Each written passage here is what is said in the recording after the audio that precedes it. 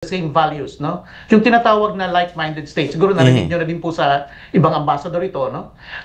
Pareho tayo nagpapahalaga sa demokrasya, sa human rights, and sa rule of law sa international relations. And of course, the maintenance of peace and prosperity in the international realm, no? Pagdating naman ho sa ekonomiya, naku, ang lakas ho ng pagtutulungan ng Pilipinas sa kanang Ireland. Okay. In fact, ang kalakal ho ng dalawang bansa, kalahating bilyon. No? Later on siguro, we can go into details about that. And then pagdating naman sa socio-cultural and people-to-people relations, malaking bagay ho na masabi na there are at least 22,500 Filipinos here in Ireland. In fact, the estimates are even higher. No? Hindi pa namin Okay, but nawala si nawala si pagmamapa ng populasyon ng mga Pilipino sa Ireland. Mas mataas ang kanilang estimate. It's about 35,000, no? Kina-confirm pa po namin 'yan. Now, before we proceed, titigil po muna siguro ako dito so that we can discuss it in more detail. Yes. Salamat po. Thank you very much. And of course, pupuntahan ko muna Ambassador si Miss Hilda Arenas. Ano po? Miss Hilda, kamusta naman ang experience mo? Ilang taong ka na ba sa Ireland at anong pinagkakaabalahan mo dyan sa Ireland? Mr. Ray, 18 years na po ako dito sa Ireland. And like you said po, ako po ay presidente ng Filipino Multicultural Society. Isa po yan sa pinagkakaabalahan ko po. Apart from that, I'm a business consultant po dito. And may iba-iba pa rin po akong mga voluntary work, kagaya ng I'm a director for the International Charity Bazaar Dublin, which is the official fundraising arm of all the resident embassies here dito po sa Ireland. Okay. So, ilang taon na nga po pala kayo, Miss Hilda? 18 years 18. 18. Matagal na rin pala. Yes. Okay. So, you have your own family na dyan sa Ireland? Yes, I have a young family here.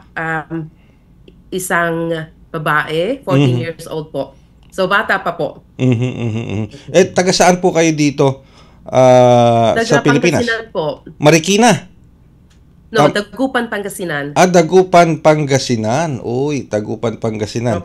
Ang the home of the most famous, delicious Dagupan Bangus. Tama. Bangus po. Opo. Okay. Anyway, so Miss Hilda, dadakuin ko muna si Miss Vanda Brady, ha? Kamustahin ko lang si Miss Vanda Brady. Miss Vanda Brady, thank you for indulging us at kamusta po ang ilang taon na po kayo diyan sa Ireland at ano naman po ang inyong pinagkakaabalahan? Bale po, I'm here for 10 years since 2014, but I was also working in London for 10 years before that. So 20 years working abroad. Oh, yeah. Sa abroad 20 years, no? Including UK, tama po ba 'yung narinig ko? Yeah, 20 years po. Okay, so alright, sige. Well, balikan ko lang si Ambassador Espiritu. Ambassador Espiritu, you mentioned earlier na sa ngayon parang temporary lang ang ating location or venue diyan sa embahada. Tama po ba? Tama po 'yun. Nandito po kami ngayon sa Ballsbridge, which is actually near the city center, no? Very accessible din sa Filipinos, but we are moving to the parang embassy row nitong syudad na to in the next few weeks. Oh, okay. Sige. Medyo mahirap po maghanap ngayon dito ng real estate because as our two community leaders know, very acute po dito ngayon ang real estate crisis, no? Oh, really? So yan yung mga in fact, it's not even anymore just an economic issue, it's a political issue for the Irish, no? Kasi nandito po din ngayon sa Ireland yung mga pinakamalalaking IT companies ng mundo. Because Ireland is now becoming the IT hub of Europe. In fact, nandito yung Google, LinkedIn, Meta, Facebook, Amazon, you name it, yung mga bigwigs ng Silicon Valley and US IT, they're all here. Now, because of the very advantageous investment environment dito, especially in terms of taxes. Yun. So, ang dami hong ano ngayon dito, yung Google na lang, dalawang malalaking building ang inuukupan nila. And each of these companies have complexes of buildings here employing tens of thousands. No, etong just for the ITs, mga 160,000 na yata yung ano ngayon dito, IT professionals na expats. And that includes also Filipinos. Wow, okay. Pero so is it safe to say na sa ngayon wala pa tayong mga Philippine consulates diyan o yung mga consulate general, wala pa tayo na italaga? Nandito na po lahat. In fact, ganito ang nangyari, kahit nasa temporaryo pa kaming sito, nag-start na kami ng consular operations as early as February. Kasi napakalaga ho na makapagsimula na tayo dahil for the past 13 years, they still have to go to London to avail of consular operations. Malaking halaga ho ang kailangan at oras para magawa ho yung ganon. So, minabuti na namin at as early as February, kahit maliit pa yung lugar namin dito at temporaryo, nagbukas na kami sa mga Pilipino. At sa ngayon, normal na ang ano namin, ang consular operations with, passports, civil registry, legalization of documents, and etc. Yung nga lang ho, ang wala pa kami dito, syempre yung DMW, no? Yung office ng DMW, kino-cover pa rin po kami sa London. But of course, we have staff here na parang first responders in coordination with the DMW in London. Yun po. Alright. So, pero ibig sabihin, although ganyan ang sitwasyon ng ating location o venue, tulad na nabanggit nyo, tuloy-tuloy ang serbisyo pag-i-issue ng mga documents, especially nung mga, sabihin na natin yung mga dokumento na kinakailangan ng ating mga kababayan dyan. Ilan po ba, sa datos po ng ating embahada, ilan po ba lahat ng Filipino registered sa embahada dyan sa Ireland? Well, alam po mo ngayong mga panahon halos hindi na nagre-register ang mga Pilipino. It used to be when I was young sa Foreign Service, when I entered the Foreign Service in 1995 and when I was first assigned nung 1997, dirugur pa yun na upon arrival sa isang bansa, ang Pilipino nagre-register sa embassy. Pero mukhang nawala na ho yung practice na yun, no? So, it's quite difficult for us and for all our embassies all over the world to really keep track of them. But we have our own ways of doing that, yeah. For let's say, every Filipino na nag-avail ng aming services, ayun, nilalagay na namin sila sa database. And we also reach out to the different Filipino communities and their membership, no?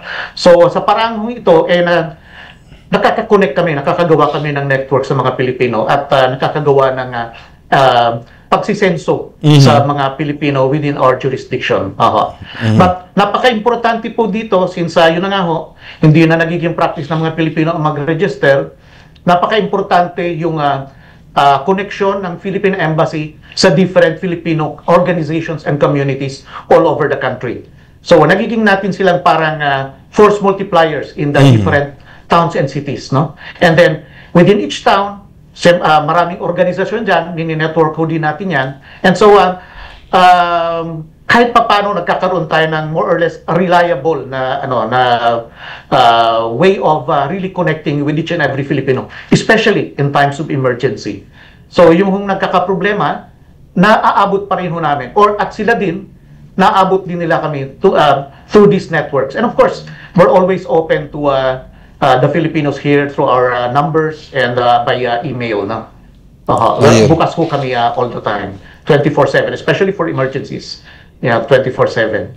So sometimes, very important na proactive tayo dito sa networking because wala na nga po to.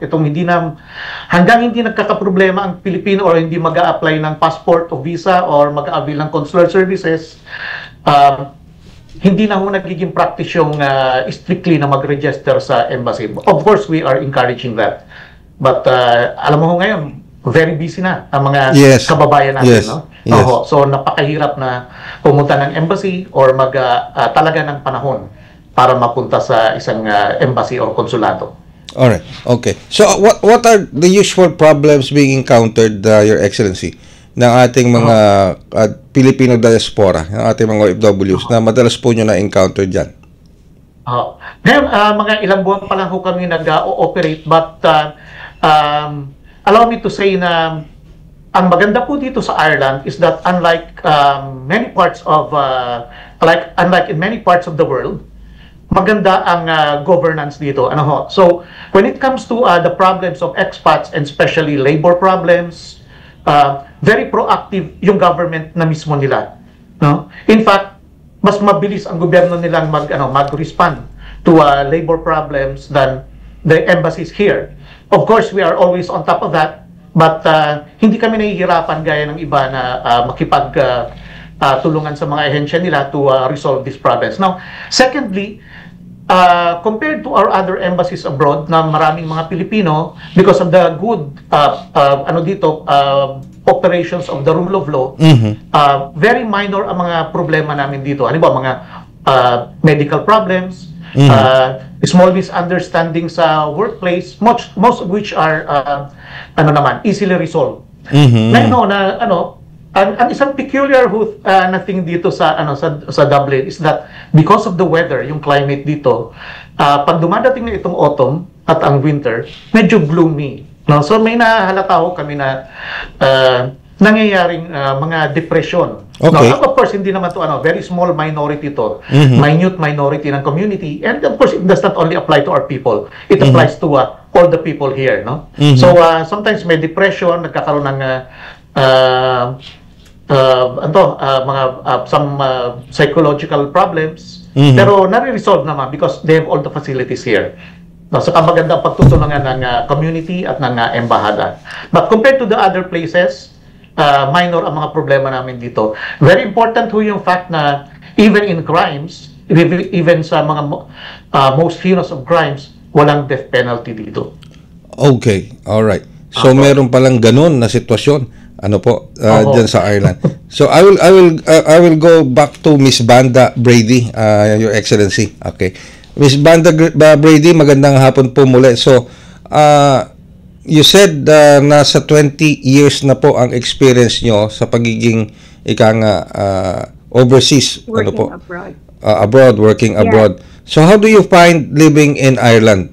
Lalo pat may nabanggit nga si Ambassador Espiritu na meron palang ganung sitwasyon dyan sa Ireland. May a certain point in the season na may na-encounter na ganung problema. My experience po dito sa Ireland has been very positive in terms of integrating and all that. It was very, I think, helpful that I was working in London for 10 years. I only got very much involved with the Filipino community when I moved here. My work, I actually have a radio show as well po. Okay. Promoting not just Filipinos but other migrants as well in Ireland. I find the Philippine Embassy has been very good in serving the community. When I first met Ambassador Espiritu, we're all very delighted. It has always been a pleasure to have the embassy and the former consuls as well who have been supporting all the Filipino migrants here. So it wasn't really hard for me to integrate or to settle here in Ireland. I think it's also because I have a family. I'm married to an Irishman here. And then my family as well were very much established in London too, with Procter & Gamble, and my brother was working with ABS-CBN and all that. So I think when you have good support when you arrive in a new country, plus the embassy and the consulates were also really good in providing the necessary services for the Filipino community. So that's my experience anyway. All right. So do you have any plans of going back to the Philippines, or do you regularly visit the Philippines? I visited the Philippines maybe around 2-3 years ago, but we are all based abroad now. So my parents have passed. I'm originally from Polomolok in South Cotabato. My father was a research scientist there in the Philippines. I went back home just a few times, I guess, but everyone is based, abroad, Canada and America and England. So there is no particular reason to go back, but I do go back. I still do miss the Philippines. I'm still a Filipino by heart. All right, I know. Okay. Maraming salamat naman at nabanggit ni Miss Brady na she is still a Filipino by heart. So I will not keep you for longer anymore. Miss Brady, kasi sinesenyasan ako ni Step na parang meron, meron kang I dapat have to na go, sige. but I just really wanted to say that we're very grateful to Ambassador Espiritu and the embassy Oh, team my for God. bringing the government services close to us and for recognizing the contributions of Filipinos to Irish life. I'm sorry I have to go, but again, thank you so much, and I just hope that mabuhay ang mga Pilipino dito sa Ireland, and I hope we continue to shine wherever we are. All right, Miss Brady, before you go, you said you're also doing your own radio program in Ireland? Yes, I am a radio host here at Shanansai Northern Sound. So it's in a rural part here in Ireland. And I've had around 105 live shows din po. So I know what it's like. Yes, that's nice. Preparing. It was a live show as well every Sunday. So it's interviewing different migrants, why they ended up here in Ireland, their challenges, and how they, what their ways of their joys and pains of moving to a new country. Yeah, that's it. Thank you very much, Miss Brady, and Thank you. hope to hear from you again thank you. soon. Okay. All right. Thank you, Bye, Banda. Okay, Ambassador, See you, anong brother. reaction mo dito sa Opo. sinabi ni Miss Brady? Nagpapasalamat siya sa mga simula nung umupo kayo diyan sa ating embahada, nagserbisyo. Wala siyang reklamo. Talagang serbisyo publiko. Sisimula pa lang po tayo eh. But yeah, sisikapin ho namin ang lahat para to maintain this to maintain and even further intensify itong cooperation natin with the community at ang serbisyo natin. Ang maganda nga ho dito sa Ireland is that maliit lang tong isla na ito. In fact, mas malaki pa ang Mindanao. So every place is only 2 to 3, and ang pinakamalayo na siguro 4 hours away. So madaling abutin. Sila din madaling makarating sa amin. But sisikapin pa rin po namin na especially pagka nag-normalize na talaga yung operation namin, naka-set up na kami ng permanent na base dito na makapag-hold ng the maximum number of consular outreach sa Okay. different counties dito and different towns and cities. Alright. Especially dun sa mga lugar na malaki ang konsentrasyon ng mga Pilipino. Kasi po, while almost half of the Filipinos are in Dublin or in the environs of Dublin, marami din pong Pilipino sa western part, sa Galway, and then sa southeastern part, sa may Cork, sa southern part, sa Waterford and Wexford, at may mga Pilipino din dyan sa middle part, Cavan, and sa pinakadulo, sa katabi na ho ng Northern Ireland, sa Donegal. So we hope we'll be able to reach most of them para naman mailapit namin yung serbisyo na hindi na nila kailangan pumunta dito sa Dublin for their services. Ayan. Okay, Ambassador, balikan ko lang si Miss Hilda Arenas, ang Opo. presidente ng ating Filipino Multicultural Society. Miss Arenas, so 18 years na kayo sa Ireland, tama po ba? Yun nabanggit nyo kanina. Yes po, Mr. Ray, 18 years. Wow, Before 18 years. that, UK din po ako. Mhm. For more than, I'd say 15 years po. And you also have your own family na dyan sa Ireland.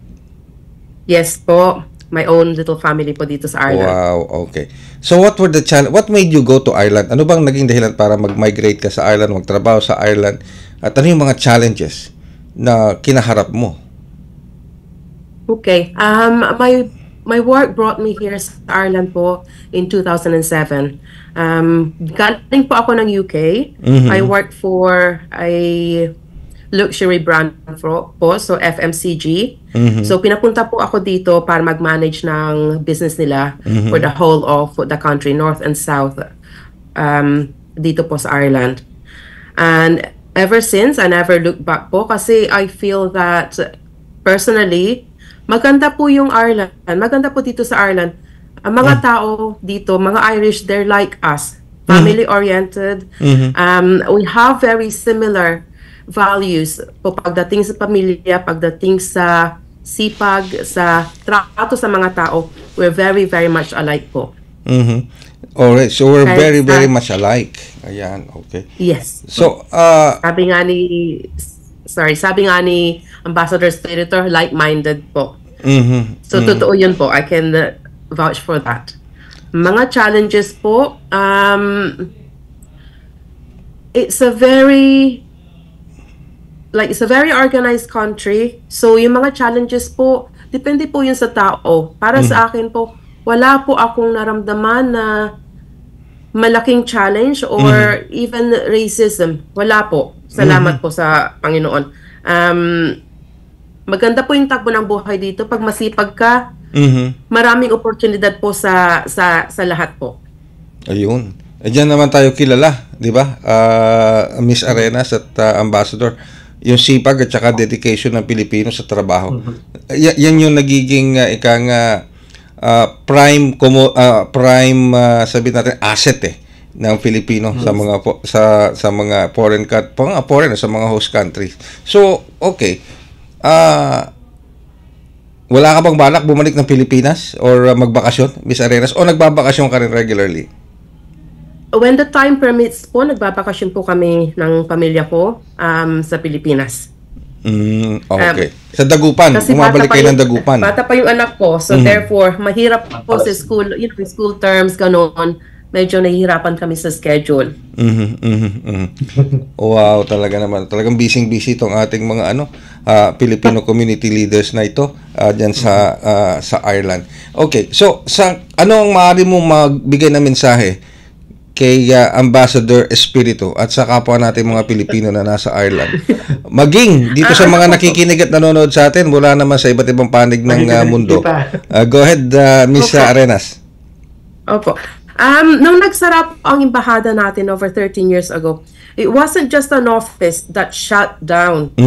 Yung boses po natin, yung representation natin, at saka our dignity, nawala po yun sa mainstream. So we became invisible sa mainstream Irish society po. Kaya wala po tayong parang organized na advocacy for our rights. Walang strong representation sa policy natin. Wala tayong direct channel sa government programs nung nawala yung embassy natin. Pero ngayon, don't get me wrong, meron po tayong consulate noon after the embassy closed. Pero consulate can only stamp documents.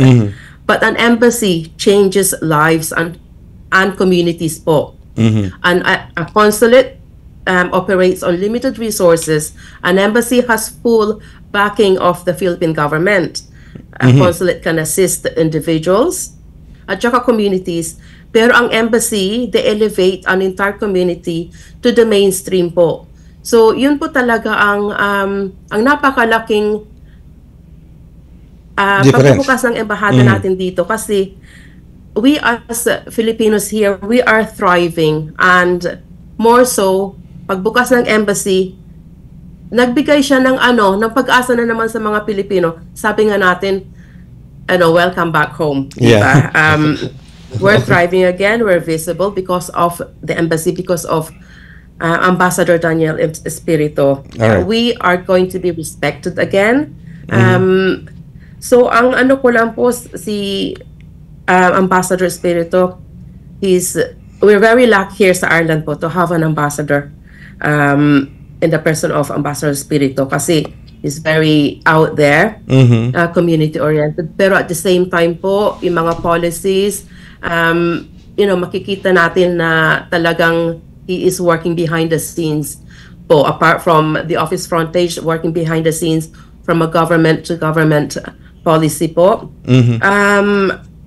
Ang mensahe ko lang po sa ating mga kababayan, ngayon na nandito na ang embahada natin, they open for us. The embassy exists for us, the Filipino communities. So, dapat po makipag-participate tayo, makipag-ugnayan tayo sa embassy, and we support the embassy po. Kasi we are not just a workforce as a community, we are leaders, innovators, we are culture bearers and nation builders po. So maraming salamat po kay Ambassador Espiritu sa inyong leadership po. Ayan, okay. And Miss Arenas, let us also be your voice kasama ng ating embahada ng pasuguan natin sa Philippine Embassy natin sa Dublin, Ireland. Maraming let salamat us po, also Mr. be your Ray. voice dito sa ating himpilang Radyo Pilipinas World Service. Nandito lang kami at ang Philippine Embassy natin sa Ireland. So maraming salamat, Miss Arenas. Babalikan ko lang si Ambassador Espiritu. Let's get his reaction dun sa mga nabanggit ni Miss Arenas. Ano, okay? So malaki. I'm sort of saying, Your Excellency, napakalaki ng expectations ng ating mga kababayan, ating Filipino community sa ating Philippine Embassy ngayon sa Ireland. Sabi nga ni Miss Arenas, nung nag-shutdown, nawala yung embahada natin sa Ireland, parang nawala sila sa mainstream. Nawalan sila ng boses, nawalan sila ng connection sa government. But now, since the embassy is back in Dublin, Ireland, malaki ang expectations nila. And I know, nagsisimula pa lang kayo. Actually, nasa bagong location pa lang kayo ngayon. Pero what can you say about those visions and expectations ng ating mga kababayan sa ating Philippine Embassy sa Ireland under your leadership? Alam mo, tama po yung sinabi ni Hilda at saka ni Vanda, no, na alam mo, eto po kasi mga community leaders natin dito, hindi lang to yung mga ordinary citizens. Mm-hmm. The first thing that I noticed is that all over the place, yung mga Pilipino are taking leadership positions in their communities. No, hindi lang among Filipino organizations, but within multicultural communities. Halimbawa po itong si Hilda Arenas, marami hong engagements yan dito with many other nationalities and as well as with the mainstream community. Sikat na sikat nga ho ito sa diplomatic corps saka sa mga sa local government offices all over the country, no? Okay. The same is true with Vanda kanina. Ganun din. In fact, palagi kami nakikita-kita sa mga events, hindi lang sa diplomatic events kundi yung mga mainstream community events. And ito ang masasabi ko Mr. Ray, na in fact during the presentation of my credentials to their own president, si President Michael Higgins, the very first thing that he told me is how Ireland values the contributions of the Filipinos here. And na-sense ko na hindi ito yung the usual nicety na kumbaga parang they're just trying to please us, no? Yes. Very sincere yung pagkakasabi niya. In fact, sabi niya, they consider the Filipinos among the greatest contributors in Irish society. Oy. Okay, case in point po was that before 2000, kukunti lang yung mga Pilipino dito. But in 2001, biglang dumami yung mga Pilipino because it was the Irish government itself and Irish institutions, mga ospital, na nag-recruit ng mga Filipino nurses to Ireland. So, yung karamihan ng mga Pilipino dito, hindi yung tipong basta pumunta lang at nag-apply. Sila ang hinanap talaga sila from the Philippines. And then, ang maganda po dito is that almost 1/4 of the Filipinos here, baka nga almost 1/3 pa are in the healthcare services. Mga nurses, doctors, and mga caregivers. But these are the most qualified ones, the most professional ones. Kahit saan ako pumunta in the community and even in the diplomatic functions, baliktad, hindi ako naghahanap ng opisyal. Yung mga opisyal dito naghahanap sa akin to express their kind words about the professional performance and high qualifications of the Filipinos. And yung personal, talaga medyo emotional pa yung appreciation nila about the Filipinos here. Ang sabi nga po yung papag-usapan natin kanina na like-minded tayo, ang maganda ho dito sa Ireland is that just like us, we pride ourselves for being the only majority Catholic country in Asia. Sila din, ang pagkakakilala nila sa sarili nila, ang self-identity nila, ang pinaka-importante, yung pagkakatoliko. Although of course, that's very modern and very liberal. So, nag-jive ho yung the way we think. And I think the most important thing that they appreciate sa Filipinos in their work, especially the ones in the healthcare sector, is the fact that pag nagtrabaho daw tayo, it is with compassion. Yan. We really are a caring society. And nararamdaman nila yan. Sa mga ospital dito, majority of the healthcare workers, nurses, Filipino. So preferred nila yung the way the Filipinos handle the patients na may pagmamahal. No, na parang kapamilya ka. Pinararamdam sa iyo na ayaw kang masaktan, kinukumusta ka araw-araw kung bumubuti na ang iyong pakiramdam.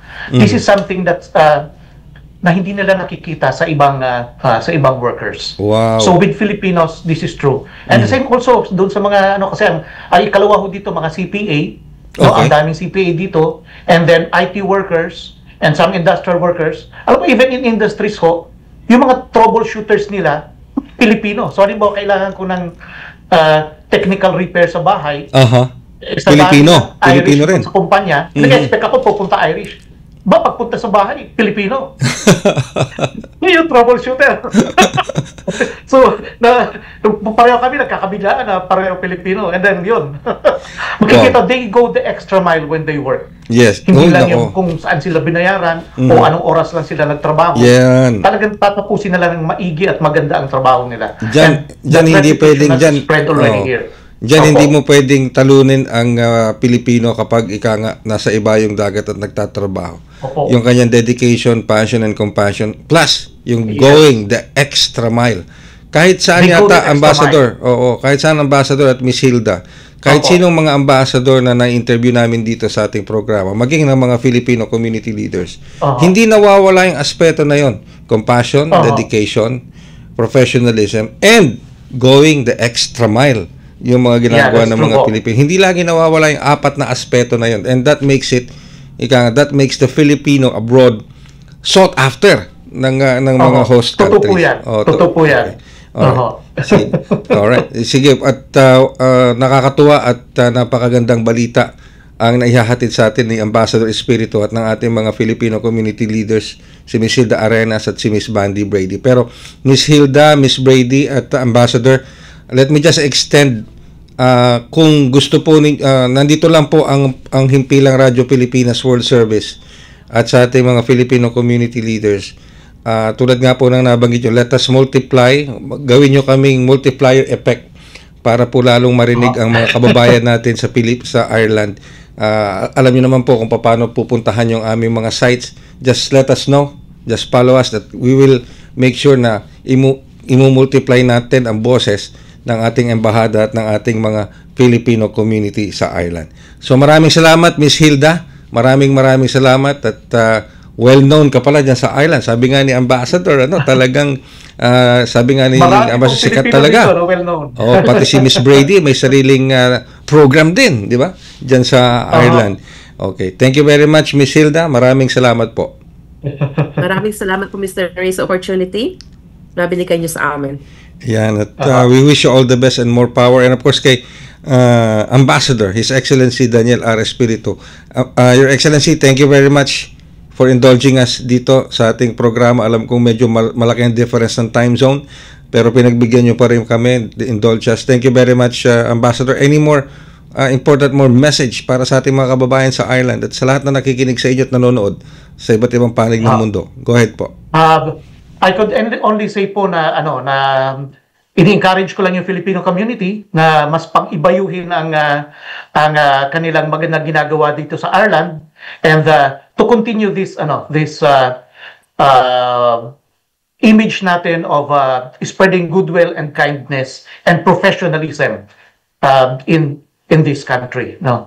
And then at the same time gusto ko rin yung sabihin na even tong si Hilda nasa mass media din ito. May magazine ito, nagko-contribute ito sa iba't ibang publications dito, and yung karamihan ng mga members ng community natin, marami pa po yan. They're all leaders in their fields, no. Even sa dito, human rights, migrant workers' rights, multiculturalism, nangunguna ho dito palagi ang mga Pilipino. So nahirapan ho kami, wala kaming maitulak kabigin sa mga leaders ng community. So we are doing very well here. Maganda ang imahe natin, at hopefully with that, mapapaganda na din natin ang pakikitungo ng mga bansang ito sa ating bansa. With that, maraming salamat din po, Mr. Ray, for giving us this opportunity. Na kahit papano, kahit bago pa kami dito, and naipapangalap na namin yung magagandang balitang galing dito. Salamat po. Nandito lang kami, Ambassador Espiritu. You know how to contact us. through Stephanie, through Step, at yung ating mga social media platforms, sa ating Facebook page. Let us help you sa information dissemination na yan if you wish to. Lagi po kami nakabukas dito para sa inyo dyan sa ating embassy sa Ireland at sa ating mga Filipino community dyan sa Ireland. Maraming salamat po, Ambassador, and sa ating Filipino community leader, si Ms. Hilda Arenas, Presidente ng Filipino Multicultural Society sa Ireland, and si Ms. Vanda Brady, ngayon din po, Filipino Cultural Advocate in Ireland. Maraming salamat po sa inyo, and we are still hoping, we're praying still the best to come para sa ating embahada sa Ireland at sa ating Filipino community sa nasabing bansa. Thank you very much po. Maraming salamat. Thank you very much din po. Okay. Alright, at sa pamamagitan po Maraming nakakataba. salamat po. Opo, thank you very much po. Nakaka-inspire ang nangyayari ngayon diyan sa Ireland, especially sa ating Philippine Embassy sa Ireland, at yung ating Filipino community sa Ireland. Talagang integrated sila sa Ireland society, Ireland way of life. Talagang in every aspect, sabi nga, in every aspect of life sa Ireland, involved ang Filipino. At nare-recognize sila ng Ireland government, ng Ireland community, ng Ireland local leaders. Dahil sa dala nating dedication, sa dala nating professionalism, sa binibigay nating compassion, at saka tinatawag na going the extra mile, which makes the Filipinos o Filipino communities sa Ireland sought after ng mga Irish people at ng kanilang mga officials. And with that, maraming salamat po sa inyong pagsubaybay sa isa na namang edisyon ng programang Babangon sa Makabayang Serbisyo Publiko. Ako po inyong lingkod, Ray Sampang. Muli, mabuhay ang ating Philippine Embassy sa Ireland. Mabuhay ang ating Filipino community sa Ireland. Muli po, ako inyong lingkod, Ray Sampang. Hanggang sa susunod na edisyon ng Babangon sa Makabayang Serbisyo Publiko. Babangon sa Makabayang Serbisyo Publiko.